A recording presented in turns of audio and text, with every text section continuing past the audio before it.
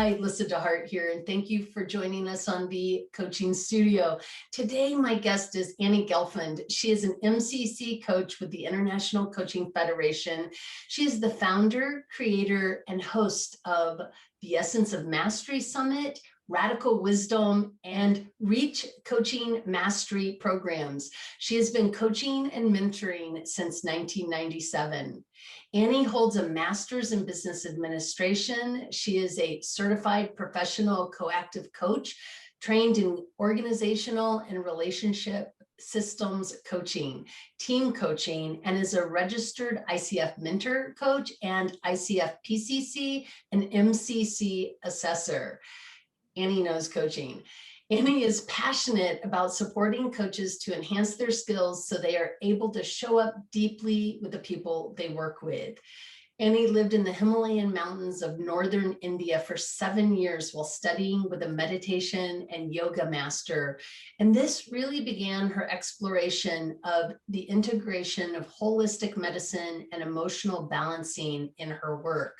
When Annie isn't assisting clients in creating radical wisdom, she can usually be found with her gentleman love, biking the open roads, exploring the woods, swimming and kayaking in the lake on a hot summer's day, or knee deep in some creative creation with paint, words, or food, and probably my guess, knowing her, all three. Annie, welcome, welcome, welcome to the coaching studio. Wow, thank you for that beautiful introduction. You're very, very welcome. I see that beautiful lake behind you right now. So, you know where I start on this, what was the journey into coaching? How did you get from where you started to where you are in coaching now? What a lovely question. My original career was in business, in the corporate world, specifically in marketing and strategic marketing and business development and a variety of really big corporate consumer goods and healthcare.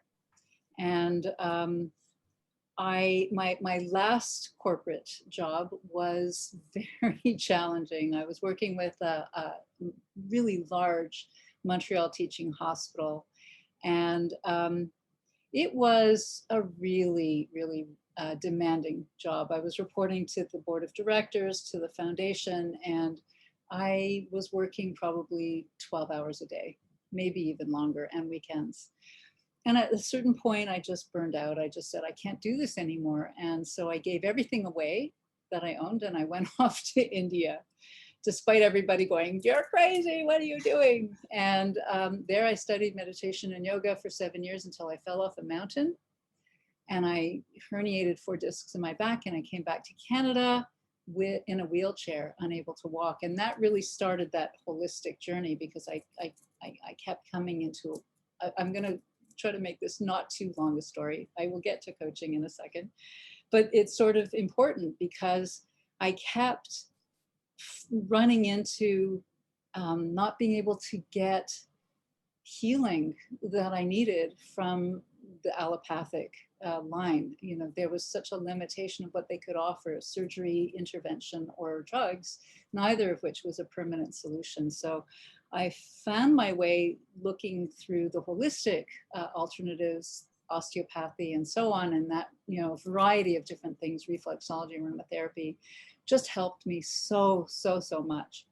And I realized I discovered I had this passion for health and healing. And so when I came back from India, I knew I did not want to go back to the corporate world. So I began to teach meditation and yoga in a yoga studio. And while I was there, and by the way, I also worked the front desk. And so while I was working the front desk one night, a gentleman called and said, I would like to interview someone for my next book about meditation. And I said, well, it just so happens I've been a meditator since I'm 16 years old. I began meditating because my father was dying. It's a long story, I won't get into it. But I know meditation. And he turned out to be a very well-known author. And he was my first coaching client. At the same time, I had been mentored by, what are they called? Not a psychologist. Anyway, I can't think, psychoanalyst, I guess. And so he had been mentoring me because I was wanting to change my career. So he was mentoring me to grow my own coaching practice through his guidance. And when I was being interviewed by this gentleman, he was overseeing me helping this client. So I kind of had guidance in this. But I soon discovered that I felt really out of integrity because I was certified and trained in a number of holistic modalities. I have my MBA and I have all of that sort of really professional business background. But in the one profession that I was discovering that I loved so much, I didn't have any certification.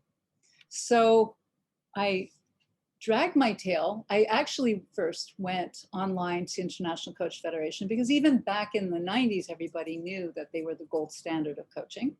And so I went looking for what schools would appeal to me.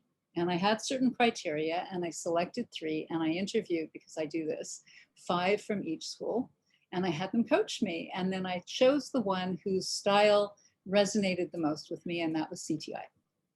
That, you know, can we just okay, so several things. You've said a lot of things that I think I've been wanting to grab at. One, you literally fell off a mountain to find yourself, which is metaphorically amazing, right? Truly.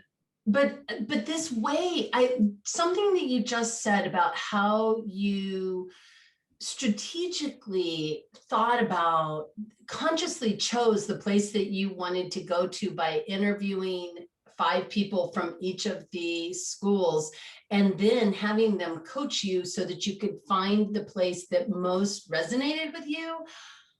I love the attention and attunement to really feeling into what was going to be the best space for yourself. So by this time, I had been coaching for probably 3 years, maybe 2. I can't remember exactly. And I think there are those of us that just, do things thoroughly. And if your values are excellence and mastery, you're going to be probably as thorough as I am. And look, coach training is not cheap. So you want to make sure that you're investing in a good school, and you don't want to spend all that much money and discover that they're really not that good a school, right? The Coaches Training Institute was one of the first that had been credentialed by the International Coach Federation, or accredited, I guess.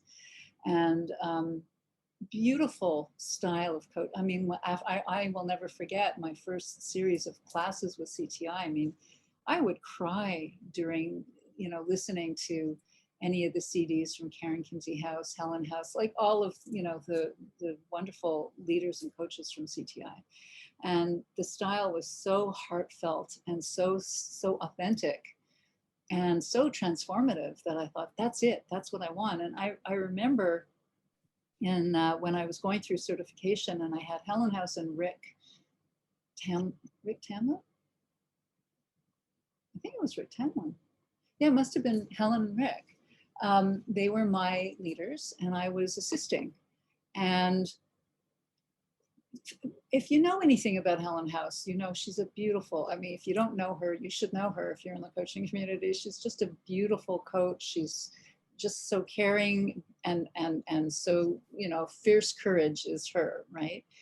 And so while I was at the end of that weekend of assisting, we were going around in a circle and completing, and I was just in tears of amazement. I was just, because when I'm really moved, I cry.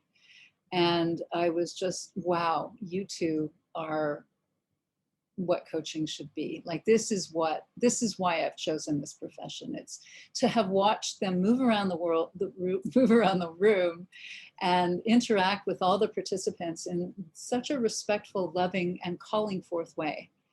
I knew that there was something in this profession that I just knew this was for me. This was me. Mm-hmm. And I will never forget, both Rick and Helen turned to me and said, if you see that in us, it is in you. And I thought, wow. And you know what? They were right. What a way to transform, though, the way that we even see ourselves, right? really have, this is rare. This is a rare gift. And this is why I love coaching so much and why I love coaches. I think coaches, most coaches, not all coaches, but most coaches are really caring people and really would like to make the world a better place. And to be held in a way by your coach, by anyone, in a way that actually sees who you are at your heart and calls you forth to be the greatest and the biggest, grandest version of yourself, to be held without judgment and complete acceptance, is a very rare gift. And, you know, they were stellar at that. And I just knew that's the kind of coach I want to be. And so your original question was, how did you discover coaching? So it was not known in the late 90s, you know, coaching. It was just, okay, well, let me be a coach. Like, that sounds fun. Let me try it. I really didn't know what it was until I actually started my training with CTI. And even after the core courses that I had, I thought I knew. It's funny, right? Like, you think you know. And then after I did certification, I thought, what was I thinking? I didn't know anything. And then after I did my journey to MCC, I thought, what was I thinking? I didn't know anything. And I'm still telling myself, Yeah. I'm, you know, we're always growing as coaches. So it's been a journey, and probably the most challenging part of the journey was becoming an MCC. Yeah, you know, and as you say that, it is the consistent thing that I hear as I'm talking to other coaches who have become MCCs, is that there is an internal journey that is required, is asked of somebody to be able to demonstrate that skill set of what you were talking about with Helen and Jack, of being able to really create the space that creates the transformational opportunity for the client. What you just said was really important. It's an inner transformational journey first as coach before you can be that energy for someone else. And that's, you know, in 2019, when I took over the summit, so Fran Fisher and I, so I should probably just say, the Essence of Mastery Summit was co-created first in 2016 with Fran Fisher. We created it because we were looking for something that would grow us and grow our skills. We couldn't find anything, so we created it. And the Essence of Mastery Summit essentially is choosing 9 additional coaches to me, because I took it over in 2019. Fran didn't want any more to do with the admin. She said, it's too much work. I'll continue to be a speaker, but it's yours. So I took it over in 2019, and my topic was 3 key reasons why MCC applicants weren't passing their performance evaluation. And the number 1 reason was because they weren't doing enough of that inner journey to really get themselves out of their way to get out of their client's way.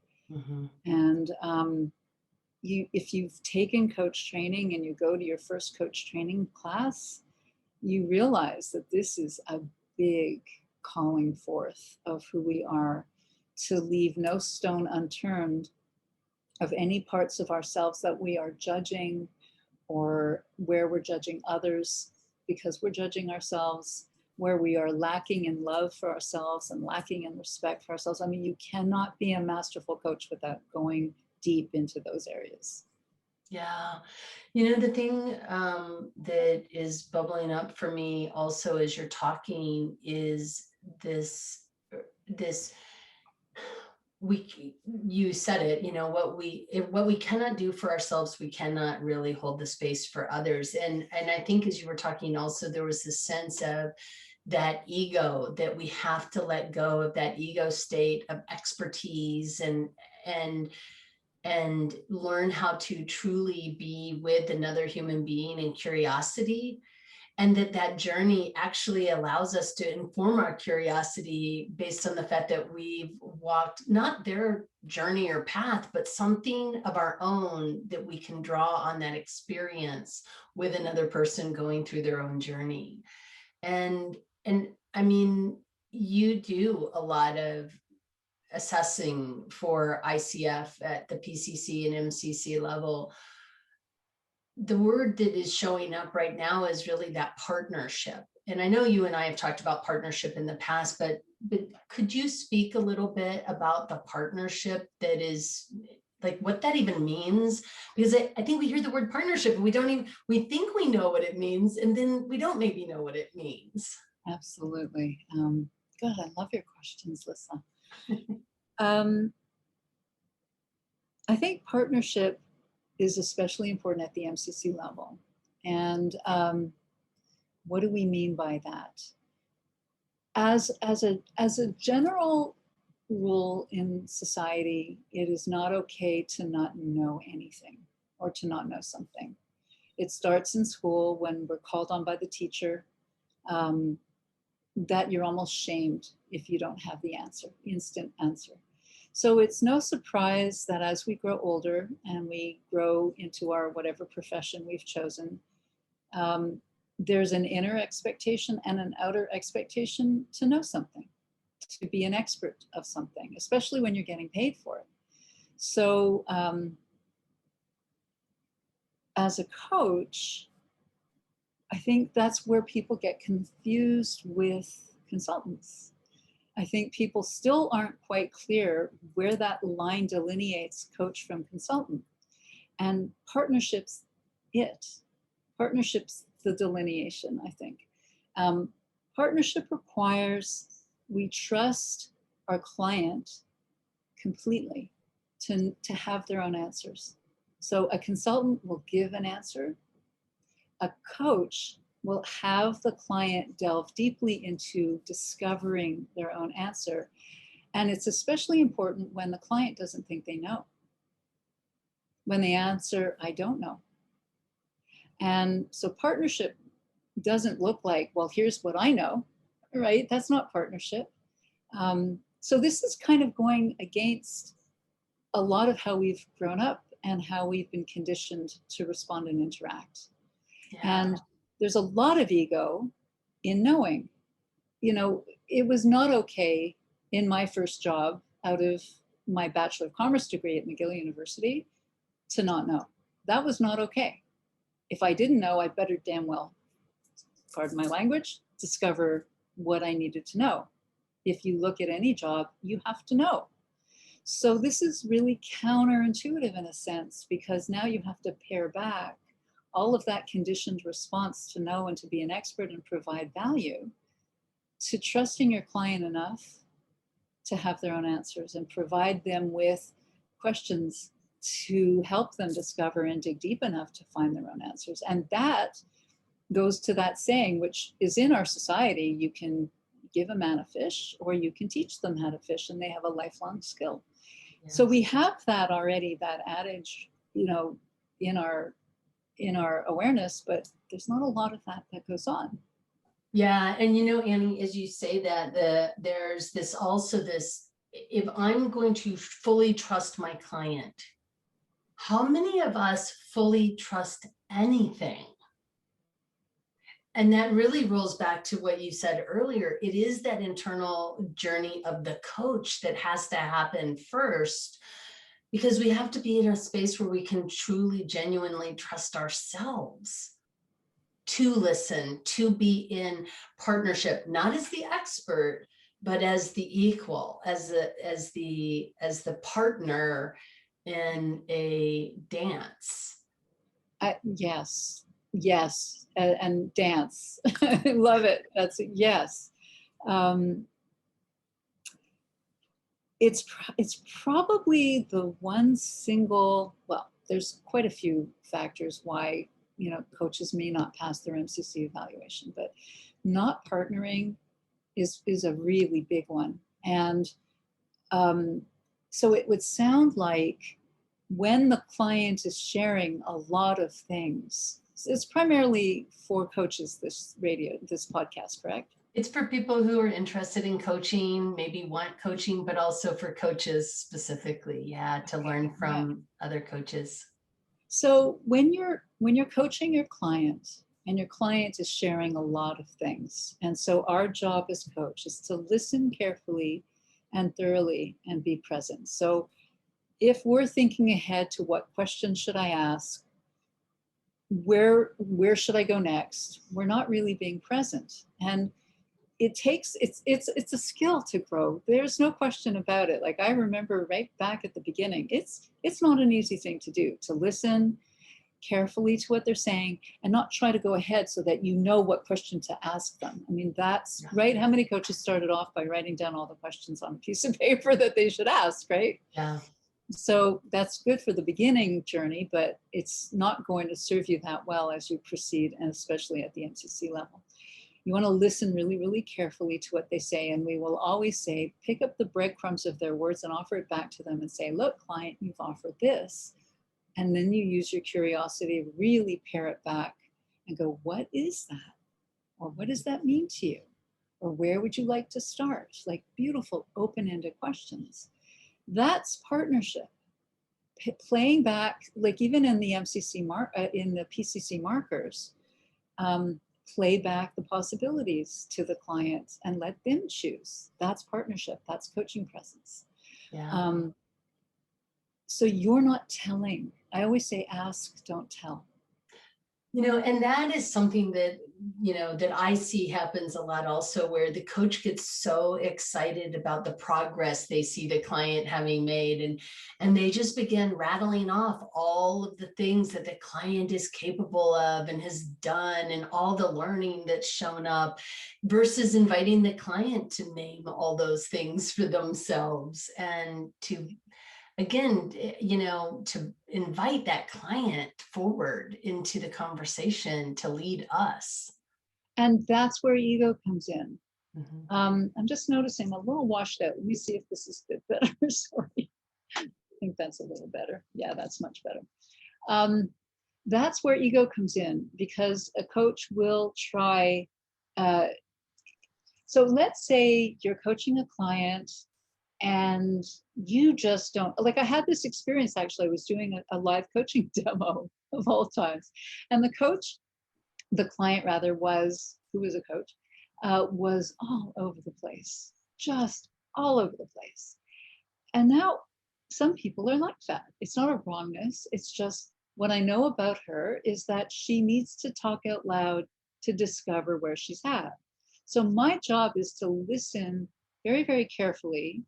And when she's finished, not to interrupt her, because there's a flow of her learning, and just allow her to self-discover sometimes, and then play back to her what she said, because sometimes clients don't hear themselves. And so, especially when we're doing a live coaching demo like that, one could definitely get into ego and think, oh my God, I have to do a good job. Mm-hmm. As soon as we allow our ego in, we have now made the session about ourselves and not about our client. And so the second I intrude in there, I have now turned it around to me. And that's probably one of the single most important factors in partnership is, if you make this about you, you've stopped partnering with your client. Yeah. And the other thing that I'm thinking as you're talking is I hear coaches say, I need to bottom line the story. And I'm hearing something very different from you. I'm hearing listening for, what did you say, those crumbs of information. How did you, since I don't know how one does it, but how did you really, really get comfortable with hearing the story and then being curious? Because I wonder if people hear the story and then they want to put the kibosh on the story because it's like, oh, these people are talking too much, versus really mining that story for the richness that might be showing up. How did you make that transformation? I think, first of all, it is important to tell your clients to bottom line.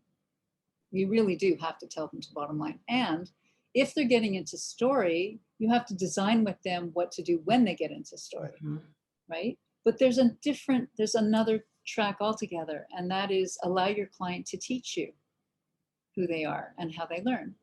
And if you know your client, like this particular client learns by talking out loud and listening to what she's saying, and then she hears herself, and then I will play things back to her. So she wasn't getting caught in story. She was meandering, what appeared to be meandering kind of all over the place, because she wasn't that clear in what her agenda was. That was part of what we needed to do.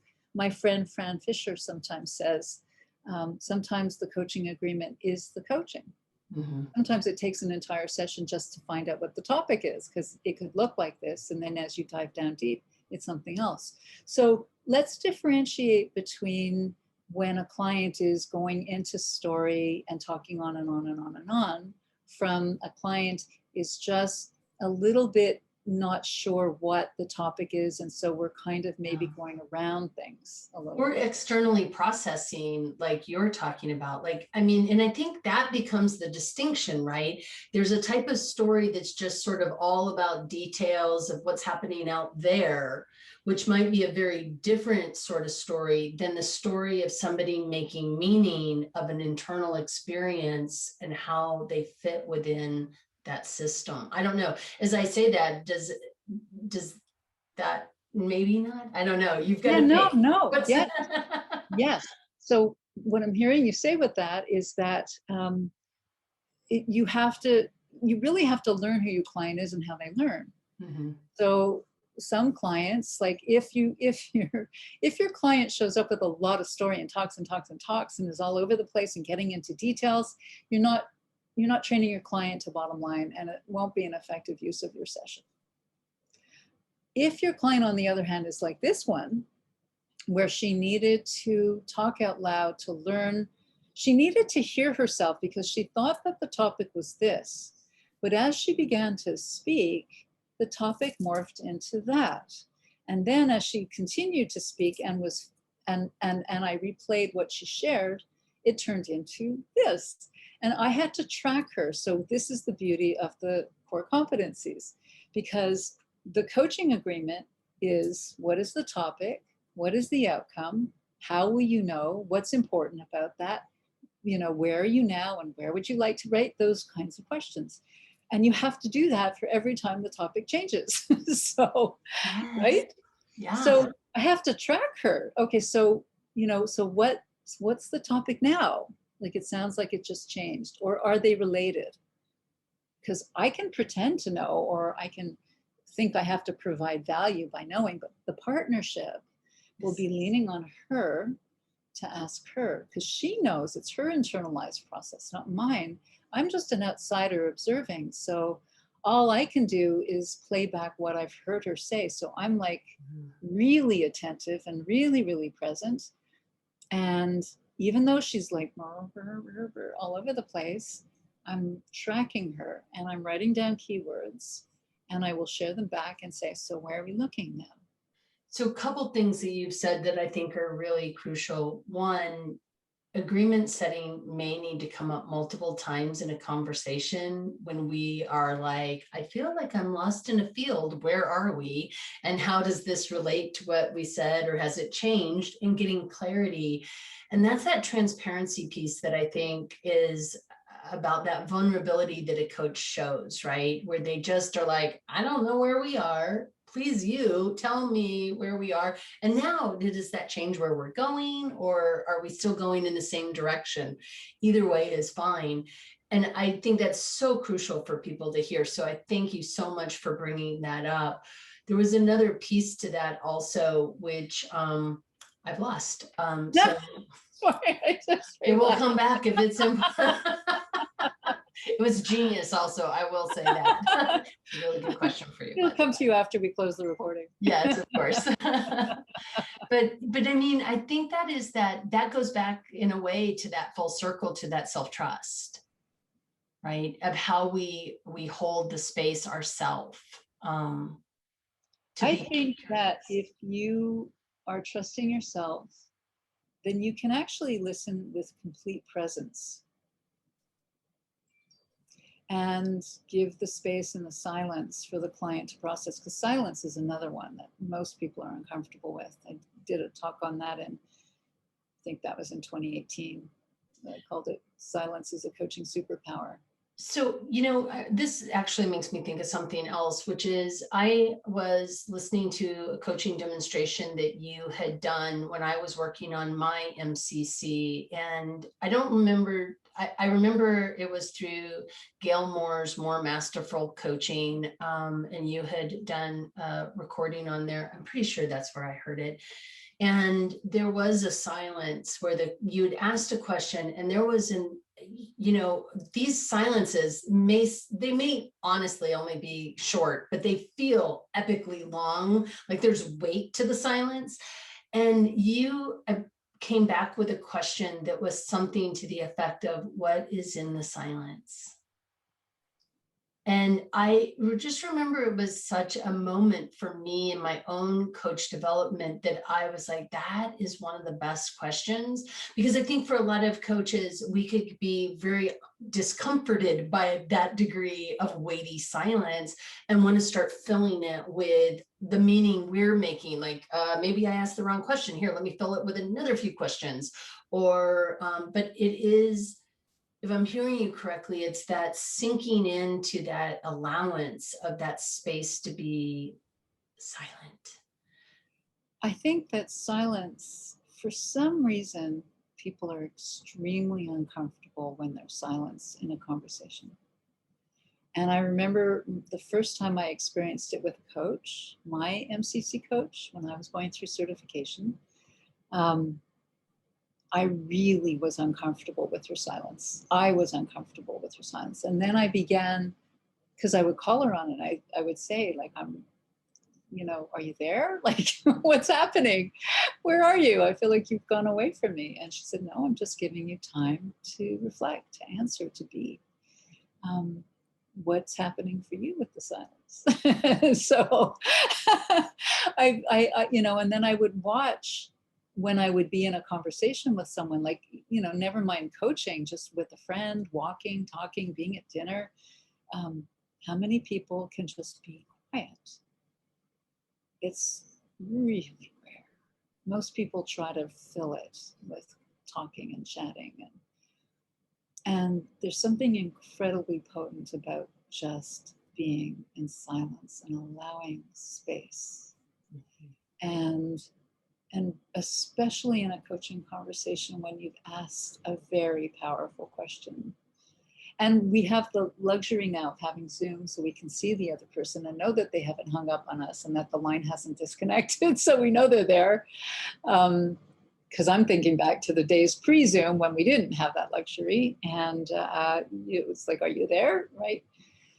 But now we know that someone's still there, and the ability to hold space for someone where there's so much trust and safety, where there's no judgment, and they really truly have time to dig down deep. And that's MCC coaching. PCC coaching is brilliant for getting things done. It's a great to-do list and check things off. MCC coaching is transformational coaching when you want some sustainable change that is going to change a pattern you've had that is just not serving you and you've struggled with it most of your life. MCC coaching comes in there. It's so powerful because we dig down deep and we witness and we reveal and we reflect and we partner and we ask and we hold that space for the client to discover. And it's that thing that is so powerful. They discover. Yeah. We don't tell. They discover. Yeah, it's that their brain lights up.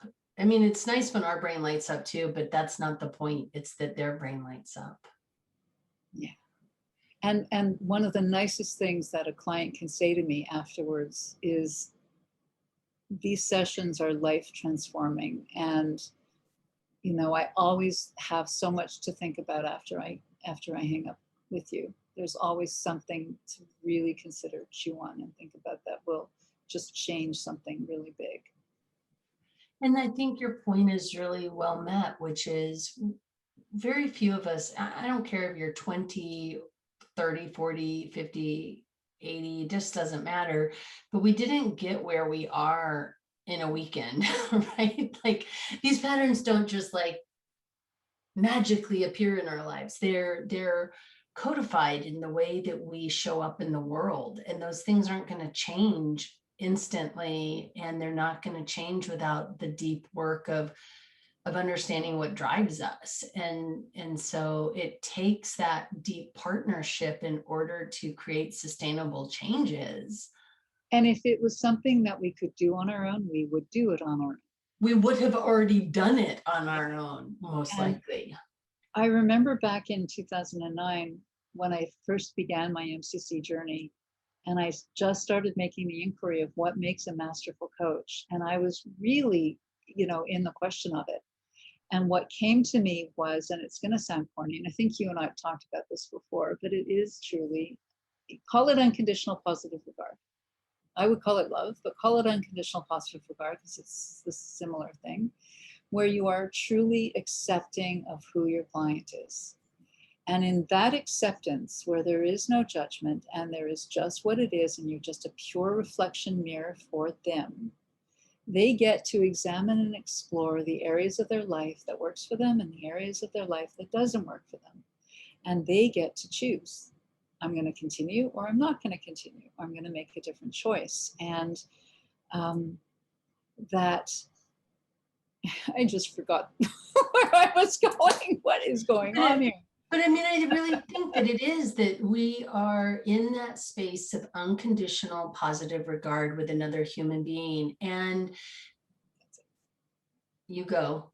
Well, I just remembered. It's because I started asking myself, so what does it take for someone who's been exhibiting a pattern of limiting behavior, limiting beliefs, playing small, feeling not good enough, which is a lot of this world, a lot of people, certainly in the Western societies. What is it that will transform them, have them choose something really, really different? How do they cross that, get from over here to over here? And it isn't from the judgment that they've gotten most of their lives from their teachers and their, peers and whoever else. That doesn't change. Judgment doesn't change things. Judgment keeps things the same. What changes things is somebody like Helen and Rick did for me, somebody who sees your possibility, somebody who sees who you are at your core and at your heart, and calls that forth and speaks to you from your greatness and sees that greatness. And then as they are with you and witnessing you in your tears and in your limiting beliefs and in all of the ways that you've played small, and they get to make a choice of, well, do I want to continue playing small, or do I want to maybe be done with that because that's the past and it's really not serving me? And when you're with that coach who can be in that unconditional positive regard, then you are seen and held at your greatest. And that, to be reflective of, to have that reflected back to you, to have someone just really stand by your side and get really curious. Okay, so like a great example was a client who had just started working with me, and I tell this story a lot because it's so powerful. We got on Zoom. I had been coaching all day on Zoom. Her audio wasn't working, or the audio on her side wasn't working. She could hear me, I could not hear her. And right away I said, well, I think it's from your side because I've been coaching on Zoom all day and it's fine. And right away, she found, like, her son came and fixed it. It turned out it was on her side, but her energy and her face just went, like, everything changed.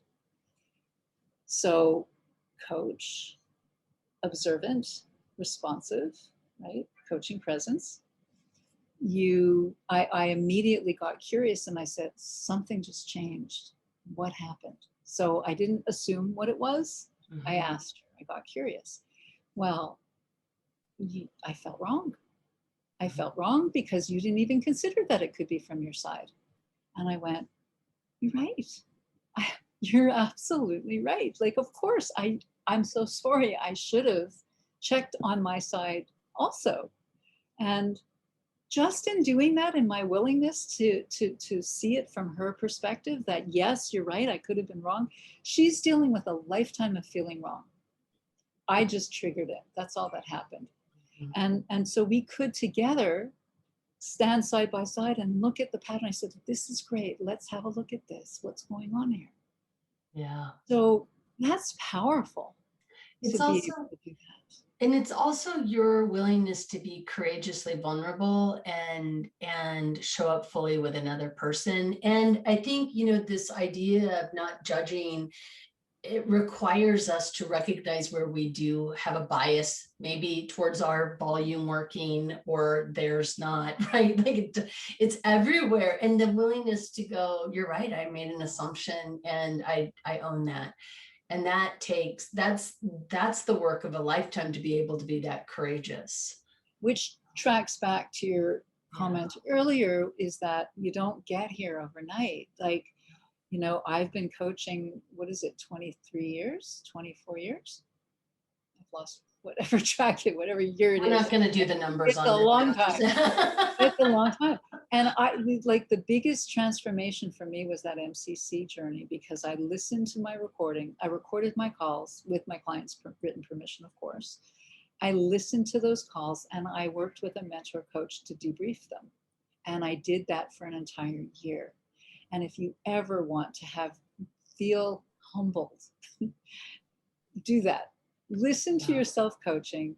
And I mean, I still feel very humbled. I listened to a coaching demo I did a month ago, and I could still see all the things like, oh, I should have done this, and why didn't I do it? Like, of course, we're our worst critic, but I'm always listening with my assessor ears, and I hear, oh, I could have done this. I could. It's like it's never going to be perfect, and it doesn't have to be perfect. If you're looking to submit for your MCC recording, which I highly recommend, you should go for your MCC if you're listening to this. You know, don't let the journey to become an MCC intimidate you. Don't let the pass rate intimidate you. Don't do it for anyone. Do it for you. Do it for your clients. Do it for your sense of self-pride, I guess, because that journey transformed my coaching beyond anything I could have ever imagined. I have become a much better coach because of it. And I have those habits now of listening to the recordings and evaluating the recordings, because I have to, in order to be an assessor. I mean, I have to do it for myself too. Well, and I think that's a huge thing. I mean, I know my own learning has exponentially grown as a result of listening and getting transcripts and really being mindful of what the client offered and what I noticed. And there are gaps at times, right? And to your point, MCC doesn't mean you've hit the pinnacle and now you'll always be a perfect coach, because it's not about perfect coaching, but it's about being that self-reflective piece of constantly growing and developing yourself as a human being, as a coach, as a partner in a conversation. Annie, this has been so much fun. What are you up to in this coming time? Well, funny you should ask. It's time again for the Essence of Mastery Summit, which is an annual event, and it launches every year during International Coaching Week. It's held, actually, that's its first launch. Then we hold one again in September and another one in December, so we can hit different time zones around the world. The International Coach Federation is a truly global organization. I don't remember how many members there are now, but it's got to be over 30,000, maybe even almost 40,000 at this point. More and more becoming credentialed. So every year we have somewhere around 21 ICF Core Competency education units. So we have to renew our credential every 3 years. We always need those, 40 credits. So coming to the Essence of Mastery Summit will give you all the credits you need, plus all the ethics, because we have always featuring ethics as well. We need that too. So that will give you all the credits you need to renew. I'll put a link in the description below so people can go to your website and find it. And thank you so much for being on the coaching studio today. I really appreciate the journey. I don't know that I've known anybody who actually fell off a mountain to find themselves. And I so, should just amend it. It was more like a cliff, not a mountain. okay, well, I I like don't the want anyone to mountain think. metaphor.